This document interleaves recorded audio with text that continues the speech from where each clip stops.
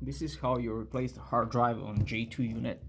Just flip it over so the screen is facing down. There is only single screw that's holding it in, so you just unscrew that screw and pull out the drive. So make sure you grab the edge like this and you peel it up, so this hard drive is ready to go out. The new one goes the same way.